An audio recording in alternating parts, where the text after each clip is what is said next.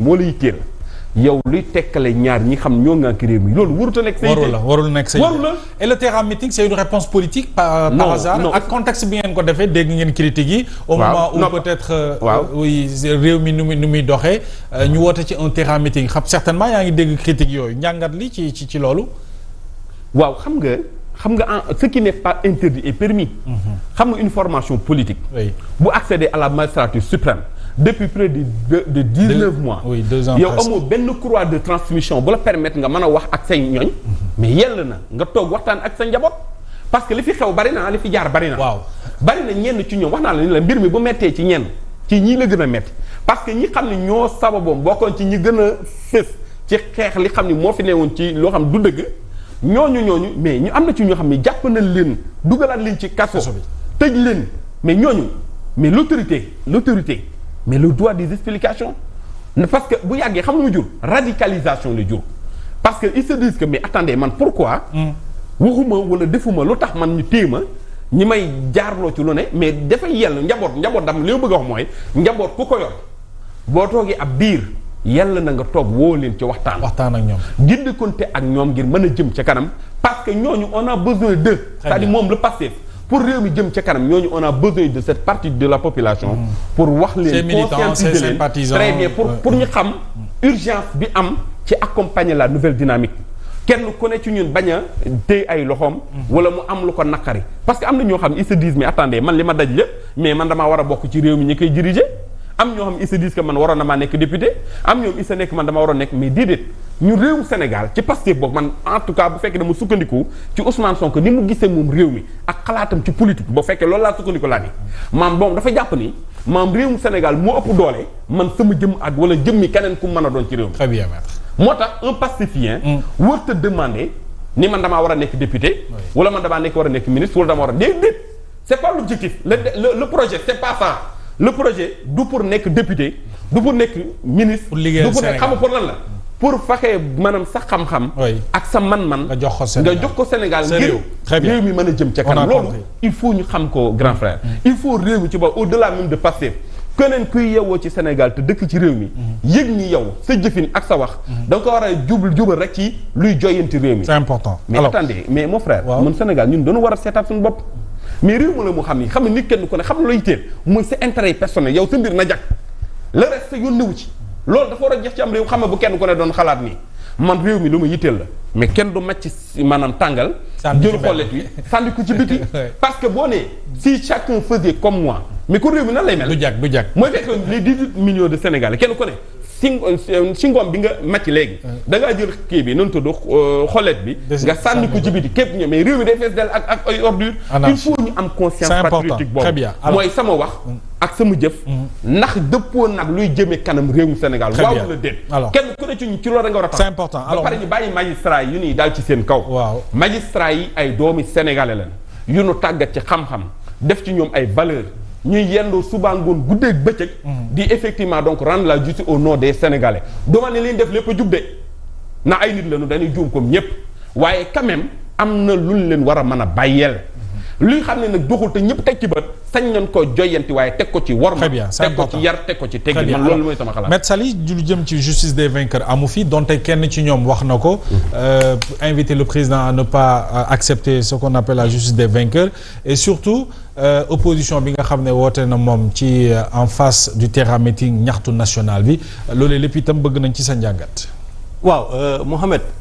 par rapport ak cette histoire de justice des vainqueurs je pense que question bi ñu war a posé wu. mooy li tax Abdourahmane Diouf wax loolu. mais c'est un ministre ci biir gouvernement. exactement moom lay wax. oui xam nga Abdourahmane Diouf c'est un ministre de la République. day toog conseil des ministres.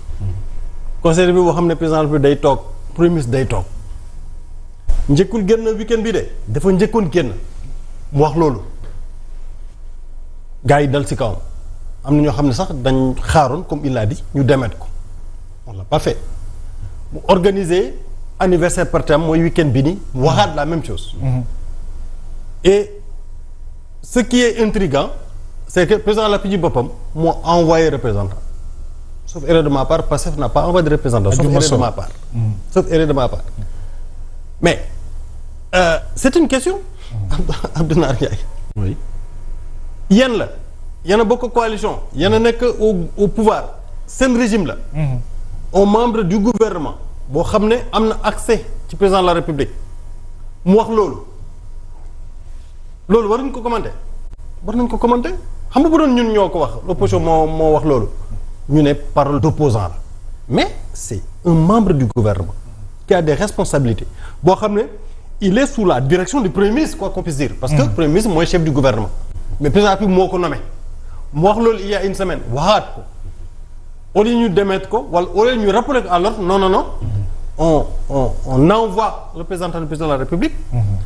ci manifestation boobu en l'occurrence Adjuma Sow mais loolu bu amee mais c'est normal que nit ñi poser aux questions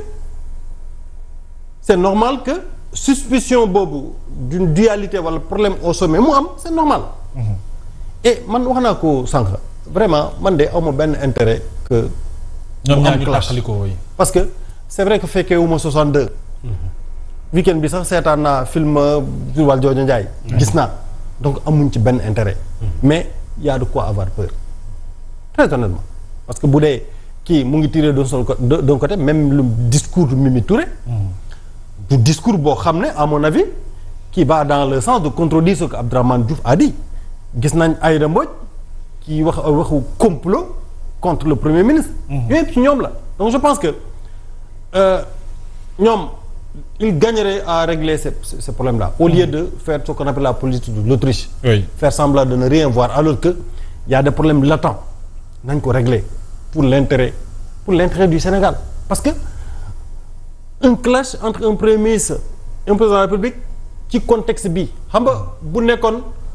ci par exemple un régime comme le régime de Macky Sall boo xam ne c'est Macky Sall qui a la légitimité qui nomme et qui dégomme le premier ministre problème ne se pose pas mais fii nii quoi qu'on puisse dire c'est pourquoi Adama Gaye lu mu wax moi je suis d'accord avec lui man bokkuma Pastef mais Sonko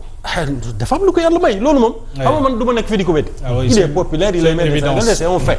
doo ma dégg jamais may remettre en cause donc loolu li ko yàlla may loolu la utiliser pour fal Bassirou Diomaye Faye c'est la réalité Sénégalais yi ñoo voté mais kaddam moo tax Sénégalais yi votel problème am nii mais je pense pas que problème bi meeting mun ko régler man de maa ngi ci politique depuis des années mais mosuma gis. mais xamaguñu lu muy wax xamaguñu. mais j'allais dire que maa ngi politique depuis des années. man mosuma gis un parti au pouvoir. jug jékki-jékki rek organiser meeting mosuma gis. honnêtement meeting moom Mohamed. ay manifestation vraiment opposition moo ko moom. opposition moo ko moom parti au pouvoir am na yeneen priorité lu dul organiser meeting. parce que man li ma doon gis mooy un parti au pouvoir c'est-à-dire président de la République day def un déplacement à l'intérieur du pays gars yi mobiliser. wala xaar ba élection mais élection amul déplacement amul jékki-jékki rek c'est pour nous démontrer quoi. c'est vrai on attend avec impatience le 8 parce que boo defee déclaration nga ne y aura avant le 8 y aura le 8 y aura après le 8. mais c'est normal xaw ma communication la xaw ma c'est dafa am lu muy xew. je ne sais pas mais toujours est-il que. dualité bi baaxul ci réew mi il faut que soit le président de la République mu jël ses responsabilités ou le premier ministre jël ses responsabilités parce que bu dee le président de la République déggootul avec le premier ministre la loi lui donne des moyens de mettre fin aux fonctions du premier ministre bu dee le premier ministre déggootul avec le président de la République aussi am na la liberté je pense de se décharger mais continuer comme ça di se regarder en chien de faïence di lancer ay pics par personne interposée parce que loolu moo xew parce que am na ñoo xam ne nee nañ Abdourahmane Diouf réerul ak président de la République est-ce vrai ou pas je ne sais pas toujours est-il que wax na loo xam ne. moom de nee na as mooy Diomaye loolu la wax. te depuis boobu des responsables de Pastef ñu ngi tiré ci moom je pense que nañu épargner loolu priorité bari nañ ñu ngi fii depuis 18 mois. alors à côté il y a le ñaxtu national l'opposition qui se mobilise la même date. Évidemment pour nee nañu génne jafe-jafe yi Sénégalais yi di dund à travers le Woyofal. à travers man de Woyofal mu may bëgg a rey man.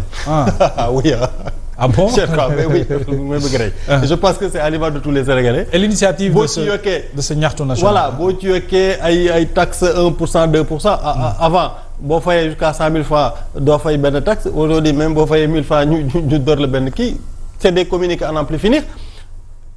Les Sénégalais sont fatigués.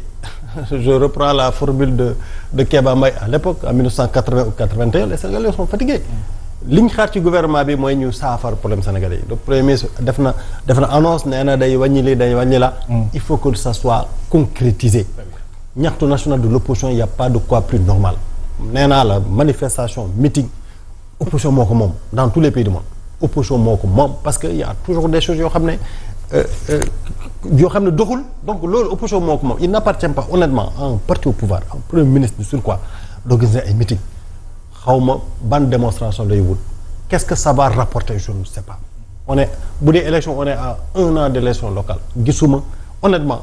est-ce que c'est pour démontrer au président de la République qu'il est est-ce que mën nañu ko bañal au-delà d'être le premier ministre c'est un homme politique aussi. waaw moom laa wax. il est le premier ministre mais il est au pouvoir. popularité moom yàlla may na ko je suis d'accord avec Abdoulaye. non opposition bi foog mu wanaat leen dooleem nag. foog mu wanaat leen ne fa mu newoon ba léegi. non mais je pense que xam nga boo wanee sa doole ñu fal la. c'est pour gérer les problèmes des Sénégalais. c'est pas pour faire une démonstration de force politique. je pense que ñaxtu casse manifester. loolu opposition moo ko moom na ko bàyyi opposition bi. très bien alors waxtu bi jeex na maître lan ngay jeexale loo bëgg a leeral par rapport ak lu ñu fi waxtaanee yépp laata ñuy yëkkati jotaay bi. waaw xanaa ginnaaw bu ma la sante gërëm la di rafetlu maanaam invitation bi di rafetlu kàddu yi xam ne jóge na également ci sama co-débatteur